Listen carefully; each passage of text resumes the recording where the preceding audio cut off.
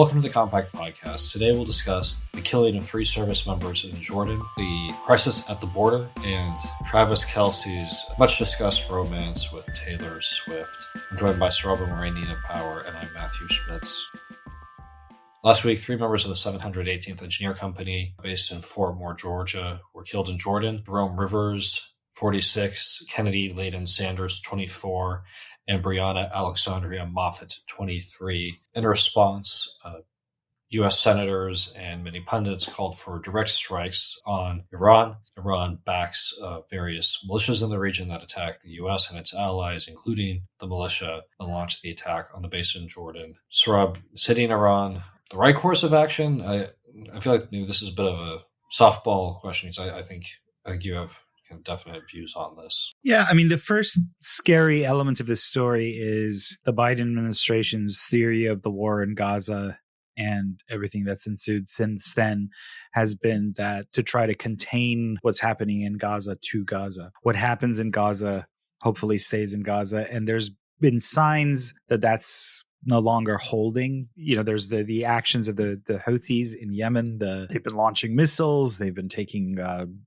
they've been taking ships or firing at shipping vessels. Now there's this kind of direct Iranian-backed action against, obviously by other militant groups, but there's no denying that it's Iranian-backed against U.S. forces in Jordan. So the question is, what do we want out of the Middle East? And what is the overall picture here? And what does the United States want globally? And I think that's the answer, the question to which our policymakers, if you really pose that, couldn't give you a straight answer. Is the goal to defend the rules-based international order? Is it to protect open waters, international waterways? Is it to, defeat dictatorship and vindicate democracy, as President Biden said in 2022, which was an alarming echo of the Bush doctrine of circa 2005, the second inaugural of George W. Bush? Or is it to defeat Islamist ideology? Is it what does the United States want to do in the world, and what are our priorities? And certainly, I think, just looked at in a vacuum, if Iran misbehaves, one reasonable answer is to say that there should be retaliation. The United States has, in fact, vowed, their administration sources have told that when the retaliation comes for this action, it'll be painful, it'll be serious. In itself, within its own logic, that's a reasonable thing to do. The question is how many of these kinds of limited interventions, proxy wars, and so on, the U.S. can maintain at the same time, arming Ukrainians against Russia, slowly calibrating escalation up and now maybe slowly downward, casting into doubt the one China policy, which has been the bedrock of stable Washington-Beijing relations for decades, anti-terror fight in the Horn of Africa, you name it. I mean, there's the Houthi action, the anti-Houthi action, et cetera. All these kind of multiply. I'm with someone like Elbridge Colby, a former Pentagon official who's written a very influential book a couple of years ago. Our columnist Malcolm Cuney wrote a really thoughtful essay on Bridge Colby for Compact. You should look that up. His mentality is the United States needs to prioritize according to some logic of what really matters, because any number of things can happen around the world, but we live in a world of limited means, of increasingly we're depleting our stockpiles of shells and Tomahawk missiles and so on, arming this group there, taking on this other group over here, etc. So I think that, I think it's reasonable for American people to ask, what's the goal here? What regions does the United States care most about? And the answer proffered by President Biden, I think, is dissatisfying, which is to say, we're the greatest nation in the world, man. Come on, as he said in an interview, meaning we can take on Russia, China, Iran, and many other comers at the same time. We can't. Do we want a full-on confrontation in Iran with Iran? Okay, why? And why is it essential to U.S. national security interests? Let's have that discussion. I'm not ruling it out per se. Do we want a confrontation over Taiwan? Okay, let's have that conversation. But the overall picture is just of this kind of, just like a person dissipates their energies. There are people who just never focus on one thing, and they have all sorts of ongoing projects, and none of them comes to a reasonable fruition. A nation can do the same thing. It's like Taiwan, Horn of Africa, Iran, the Red Sea, Israel, blah, blah, blah. It's okay, what what matters right now. I think Colby, our friend Bridge Colby, would say China is the primary challenge to the United States for all sorts of reasons. I'm inclined to agree with that. That doesn't mean I think we should just be confrontational toward China. But if that's the case, then like dissipating our energies everywhere else is a mistake. And I think that's it. That said, it's not unreasonable when the Iranians lob missiles at, U.S. troops the logic is to like retaliate. And maybe there will be some limited retaliation, but the overall picture just seems messy and without strategic focus. Biden has promised a response, though he hasn't specified what the response will be. It seems that in the current conflict in the Middle East, I mean, the just most essential thing in terms of the economy of Western states, and also in terms of just American prestige and American interests, the essential thing is to keep shipping lanes open in the Red Sea. Now, obviously, Iran, it does back the Houthis in Yemen. If we can't achieve that, all these other more ill-defined goals, I think, in the region we have no chance of pursuing them. This really is something that America has been invested in for almost from the time of its founding, keeping shipping lanes open and combating various forms of piracy. So seeing some kind of movement on that would be great. We haven't yet. I suppose there's a question of whether we look at what America is doing as a kind of symptom of an end of empire, the overreach of the Roman Empire, for example. It's often maybe a bit too simplistic to make these kind of comparisons. But I agree with Sohrab's overview, and this kind of inability to determine exactly what one is doing, or rather one is doing far too many things. I mean, to try to be the world's policeman, as well as the kind of great global markets, free markets and peace on the one hand, but proxy wars on the other, funding Israel, funding all of these proxy wars. You've got huge problems with conscription. You might say, oh, well, it doesn't matter. The wars in the future will not be fought with human beings. And it's clearly not the case yet. People are dying in foreign countries. It's very unclear that Americans would send their sons and daughters. Well, that we know the numbers are down. We've had this discussion in the UK too recently around conscription. It's extremely unpopular amongst young people. They don't know for a second what they're fighting for. They don't know what their country represents.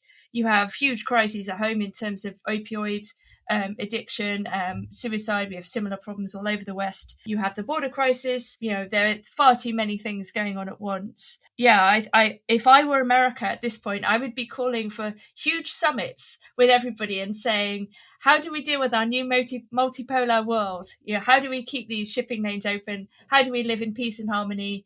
We're not going to convert all these Middle Eastern countries to Western democracy. They are going to be Islamic. They will remain Islamic. We need to learn how to live together. I would try very hard to, as difficult as it may be, to pull everyone together and to get everyone to move forward in the spirit of peace and ending these wars, if only for my own self-protection, in the sense that I don't think America can continue. America's kind of allies, such as the UK and many other parts of the West, I don't think can keep going either in this way. So I think there should be a global summit and we all move forward in peace and harmony. That's my fantasy. Closer to home, the Biden administration is trying to pivot hard on immigration. Biden came into office promising a more compassionate and humane approach. He made a show of getting rid of Trump-era policies, including most notably Remain in Mexico, the successful policy by which people who wanted to claim asylum in the U.S. had to remain in Mexico while they made those claims. Trump administration, while this policy was in effect, I actually visited one of these shelters in Ciudad Juarez where applicants were staying under this policy. But after removing these measures, we saw, as a lot of Biden's critics predicted, as Trump administration officials predicted, a huge surge in migrant crossings. There's been a lot of downplaying of the crisis, of saying, well, the numbers aren't real. The Biden administration for months and months refused to call it a crisis. They've now changed. They've been looking at the polling. They see the presidential race coming up this year, and they're trying to reach some kind of border deal, working with a small group of Republicans in the Senate. Mark Krikorian, an expert on these matters, wrote an article for Compact this week, Biden's Border Chutzpah. Krikorian really lays out the elements of this bill, which he shows to be a restrictive measure, in name, that is a liberalizing measure in fact. And he also points out that Biden is asking Congress for authorization to do things that are already well within his power and things that he's declined to do. Biden presumably knows that the GOP-controlled House won't accept this bill, but it can be politically useful to him to say, well, working with open-minded non-MAGA Republicans, I reached a compromise solution that would have secured our border, but the Trumpian extremists rejected this solution. Will it work? Will Biden's border gambit succeed? This is Biden's worst issue polling wise, as Mark Krikorian points out in his compact piece, Biden's border chutzpah. I think there's a real vibe shift, as the kids say, even in those blue cities and states that just a year ago or a few months ago declared themselves, open to migrants, compared with those cruel border states who keep busing them on forward to points north. Tens of thousands of people come, and it's really, really bad. It strains public services. It creates a sense of disorder and chaos. It does bring pathologies associated with fentanyl and other sort of criminality, all of this stuff. Hence the shift. And on the part of the Biden administration. But I think Krikorian's right. I mean, like all the authority that the president needs to close down the border, he already has. So, why have this package that has all sorts of other elements, green card giveaways for certain exceptions and so on and so forth?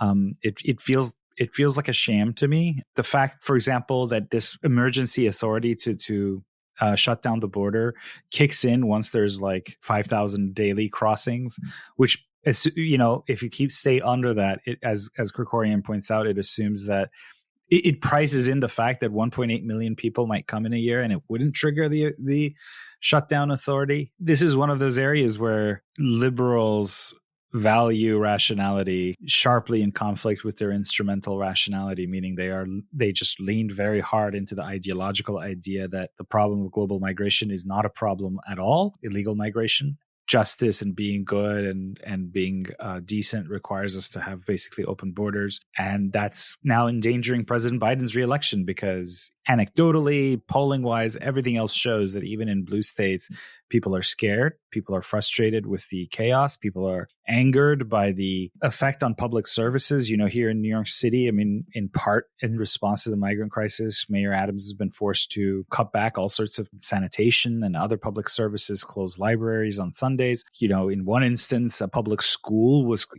used as a place to house migrants. It's in part because New York has this rule that, no one sleeps on the streets. They ensure that everyone always has shelter. But if you, let everyone in, then it's just the city there's only so much room. New York is at capacity, as Mayor Adams has been going around saying, and he went on a trip in Latin America basically to send that message. And Nina will recognize this. It is very, very similar to the European migrant crisis that really started to. The first peak was 2015-16. It really hasn't abated, by the way, in Europe either, but in the sense that a signal has been sent that the border is open for irregular migration. The frontier is open, and all sorts of people are coming, Africans, Middle Easterners, etc. It's like people have this impression that like the European migrant crisis was a quote unquote Syrian refugee crisis, when, now we know, and I reported at the time, lots of them were like Afghans, Iraqis, Bangladeshis, like anyone who thought they could get through, and many did, is coming. Same thing here. You have people flying from all over the world. They go to Guatemala, they go to Honduras, they go to Mexico, and then they pay traffickers to make their way north. It's as simple as that. Like, people are trying to come up with these kind of boutique explanation. They're migrant refugees and so on. Why is the wave so intense now? It's as simple as it's been made possible by a combination of human smuggling savvy and new technologies of GPS and transportation and et cetera, that make it easy for people to fly, for example, from, let's say, West Africa to Latin America for under $1,000, maybe $1,200. And then you pay another $1,000, $2,000, depending on how much you have, $3,000, $4,000 to smugglers, and they take you across, and the border is relatively open, and then you get across. It's as simple as that. It's a social disaster. it's a boon to human trafficking. I mean, we've talked about all the downsides, but I sort of like, this is one area where I'm like, yeah, take it, libs. Enjoy the electoral consequences, because everyone was warned. You know, as Krikorian points out, the incoming Biden administration was briefed by the outgoing Trump administration during the transition that this is exactly what would happen. Yeah, so Sohrab's right to draw this historical point about European migration to Europe that's been happening for a long time. Indeed, was positioned as a consequence initially of the Arab Spring, and then kind of American action in Afghanistan, various humanitarian crises. But indeed, and particularly after Brexit, I mean, people were perhaps upset about poorer people from Eastern Europe coming before Brexit. But now we really have international migration on a huge scale. I mean, similarly to many other countries. And, you know, with all of these cultural and economic consequences, I think we have to, I mean, one very dark nihilistic thought is if, you know, America in a way declines, it will, and Western Europe, they will become less attractive places to travel to. And I think one of these huge questions would be, why do people want to come to? I mean, I understand, of course, if you know, we're talking about economic disparity, but a kind of truly multipolar policy would be to make everywhere livable for everyone. I mean, people have their traditions, they have their environments, they have, you know, it's this idea that we can simply smash everybody into small parts of the world will destroy everybody's culture and make life difficult for everybody, and, you know, will deprive poorer countries of precisely people that they need in order to build those countries. So those countries will simply decline. And, you know, I mentioned Bosnia often, I have friends there, but Germany simply extracted all of the educated people from Bosnia and left Bosnia to be a kind of post-war shell filled with elderly people who don't necessarily have anyone to care for them, because they've also taken all the nurses and so on. I mean, you know, why are we leaving countries in this shell-like state and depriving them of particularly young men who would be building things, and also of people who have been trained? You know, this is not a sustainable policy for anybody. And I can understand why people become or are becoming extremely suspicious about the motives behind this kind of open borders, because it's, as Sohrab said, it's obvious. If you wanted to close them, you could. I mean, Britain is an island. If we wanted to police our borders, we could. The Tories kept saying they would, and then they haven't. They've done the opposite. It's clearly an explicit, deliberate policy. It's a short-term economic stopgap in some ways, but even that argument doesn't really particularly work for anything beyond, you know, a very short-term solution. So yeah, I mean, it's a huge crisis everywhere. It will have consequences. I mean, this is clear, like socially, politically, economically, and we'll see what happens, particularly in relation to Biden this year. But it's already having consequences in Europe, as we've seen with various populist governments, you know, and this will inevitably keep happening. You know, one thing that Pierre Manon once told me years ago is that on these issues of immigration and assimilation, that unless the liberal center imposes a reasonable solution, people will find an unreasonable solution, meaning just like uglier mass deportations scenes that, you know, you don't necessarily want to see unfold. But like, that was 8 years ago when he said that to me, and basically nothing's happened in terms of the liberal center like adjusting to popular discontent on this front. So what do you think? Well, in Europe, there has been a certain adjustment, I think. In the U.S., no, not until maybe the last week. But in Europe, we've seen some social democratic parties come out against immigration. We've seen a retreat from "we can do this" mentality that Angela Merkel had. In France, Emmanuel Macron is trying to take a harder line on immigration. Chris Caldwell wrote a piece for us on the politics of France, arguing that really Macron is engaged in the same dance or the same dilemma as Biden.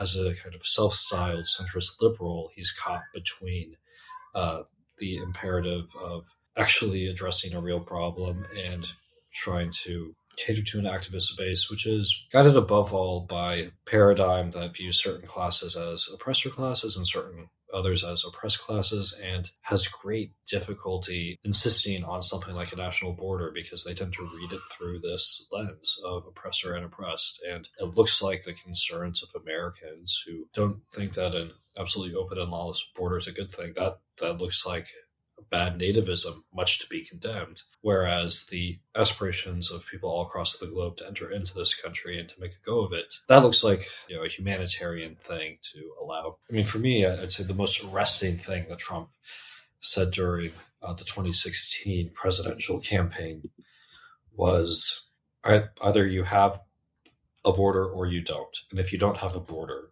you don't have a country. I think there's a lot of truth to that. He also said, if you don't have steel, you don't have a country. So those were a couple of the things that he thought were essential to maintaining a nation, having a border and having steel. We've kind of gotten away from some of these basics.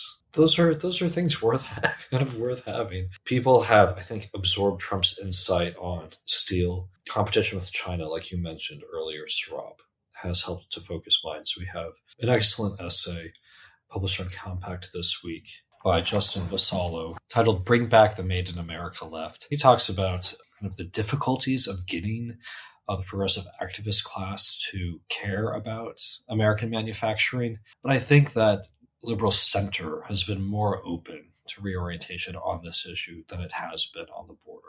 Trump's political potency remains. There's been a lot of talk about the cult of personality on the Republican right that is ensuring that he'll be the GOP nominee. There's been a lot of hand-wringing about why we have this candidate. I saw just today Brit Hume, the Fox News host, talking about how Joe Biden is the weakest possible candidate Trump could face. Trump is the weakest possible candidate Joe Biden can face.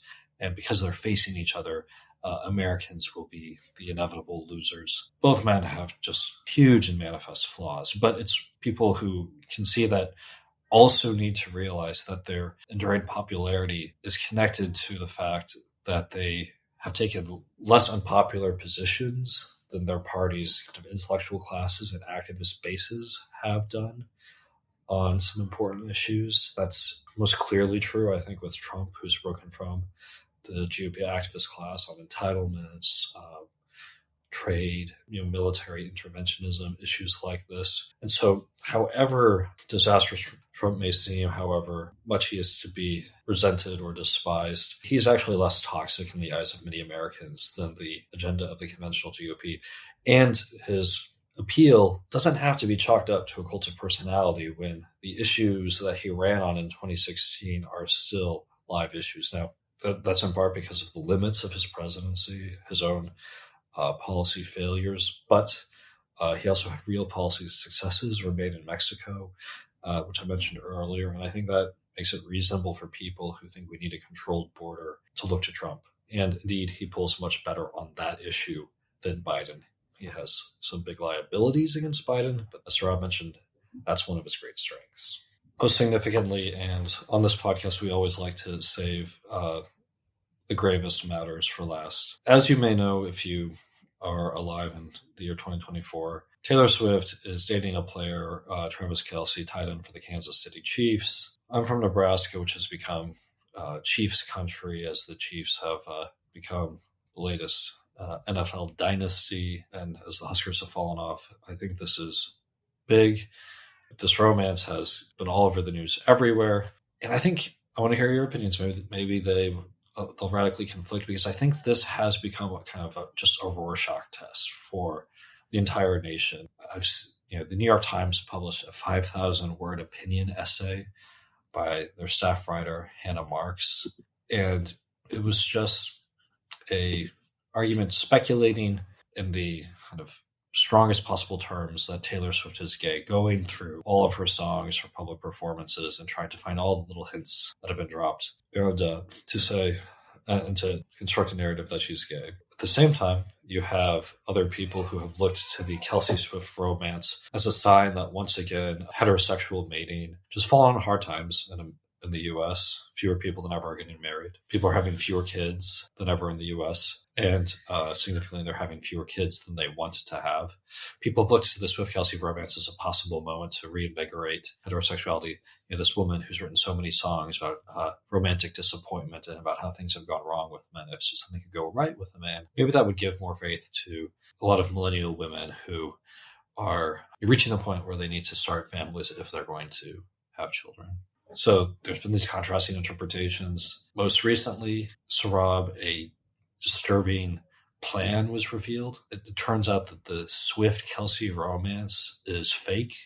If I understand correctly, can you explain this to us? I think some of our crack reporters on X.com have figured out what's behind this manufactured event. No, I couldn't explain it at all because I completely tuned this stuff out. I couldn't tell you what a single Taylor Swift song is. All right, so let me help. So most recently, then after the New York Times publishing 5,000 words saying she's queer, and she's in the closet, and comparing her to a country music singer who reportedly attempted suicide because she was in the closet and felt so constrained. After the New York Times publishes this 5,000 word essay, then there's been kind of big and rather bizarre push among some kind of Trump-aligned media influencers to say that the Travis Kelce Taylor Swift romance is a Democrat op. It's a plot. They're going to, kiss each other, announce their engagement at halftime during the Super Bowl, and then Taylor Swift's going to endorse Joe Biden. This endorsement is going to seal the election for him, and just a lot of speculation about Taylor Swift and all this. Just following this and the kind of way that Taylor Swift has become hinge point for all of these different American cultural debates. What do you think this says about kind of her significance, or where our pop culture has come to in 2024? Well, Matthew, I think it's interesting if you think back to Camille Paglia's arguments. People have also been discussing Paglia lately, but in Sexual Persona, one of the arguments that Paglia makes is that paganism has never ended, and instead, in place of the polytheistic gods, we have pop stars and film stars and so on, and that we have a kind of pantheon of people who we worship as a culture, and we celebrate them for their beauty and their performance and aspirations, and Taylor Swift, you have to say, just at this level, has unbelievably blank slate nature, which is indeed her power, right? So precisely the way in which people project on these ideas that she's secretly gay. Why? Because the writer wants her to be. People project onto her that she's going to reignite natalism. Why? Because people want her to, and I mean, what's really, really interesting about this, I think, is that if Taylor Swift is not a psyop and is not pretending to date some kind of Chad football player, but is secretly going to support Biden or whatever the right-wing theory is, but in fact does marry and does have children, this will indeed have an enormous effect. I mean, this is what's actually interesting about it, right? On the level, we're all talking about representation and virtuality and so on, but I find it hard to believe that if she did do that as the sort of single most famous and significant millennial female pop star, that it wouldn't actually have a positive effect on marriage and birth rates. I think it would, and I think there's something kind of stunning about this. And she's almost like this kind of Gnostic goddess, or she's like Sophia or somebody. And precisely, I think, in this kind of structuring empty force that she appears to have, in which people desperately want her to have the politics that they want to see in the world, and I kind of wonder what it would be like to be Taylor Swift and to sort of, on some level, because she can't be stupid, she's obviously a clever woman, on some level understand that the decisions that you publicly make or the statements that you declaim will have an effect on the world at scale. So I kind of wanted Taylor Swift to come out as like a Kantian or a Hegelian, or just say something completely insane, like some, that she's sort of signed up to some kind of minor cult or something, and just almost like at this absurdist level of the spectacle, like to see what would happen, if she suddenly declared herself to be Russian Orthodox or, something like this, or a follower of Andrea Dworkin. I mean, that wouldn't go well for her, to be honest. But yeah, so I don't know. It's this kind of bizarre mirror world of projection and emptiness, but intense power.